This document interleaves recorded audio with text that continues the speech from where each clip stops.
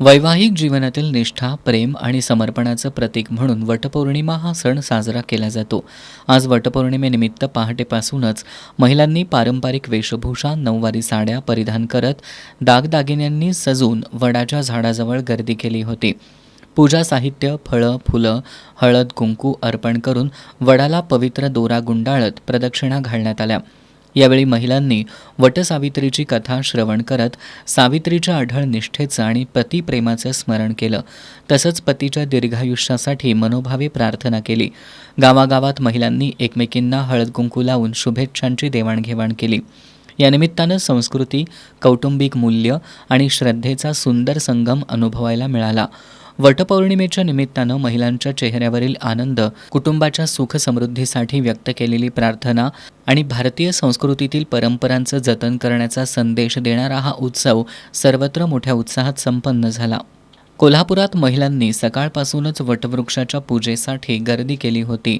हळद, कुंकू, पूजेचं साहित्य आणि नैवेद्य घेऊन वटवृक्षाची मनोभावे पूजा केली. वडाच्या झाडाला सूत गुंडाळत आणि अखंड सौभाग्याची प्रार्थना करत महिलांनी वटवृक्षाला 7 फेऱ्या मारल्या. शहरासह उपनगरांमध्येही वटपौर्णिमा हा सण उत्साहात साजरा झाला. पेठवडगावसह भादोले, खोची, बुवाचे वठार, मिणचे, सावर्डे, किणी, घुणकी, वठार, मनपाडळे, अंबप या ग्रामीण भागातही वटपौर्णिमा अत्यंत उत्साही वातावरणात साजरी करण्यात आली. वटवृक्षाची फांदी तोडून तिची पूजा करू नका, असं आवाहन निसर्गप्रेमी मित्रमंडळाचे डॉक्टर अमोल पाटील यांनी केलं होतं. या आवाहनाला शहरातील सुवासिनींनी सकारात्मक प्रतिसाद दिला. महिलांनी वडाची फांदी तोडण्याऐवजी थेट मुख्य वटवृक्षाला किंवा कुंडीतील वडाच्या रोपट्याचं पूजन केलं. इचलकरंजी शहरामध्ये आज वटपौर्णिमेचा सण मोठ्या उत्साहात आणि पारंपरिक वातावरणात साजरा करण्यात आला. शहरातील विविध भागांमध्ये सकाळपासूनच महिलांनी वडाच्या झाडाजवळ गर्दी केली होती.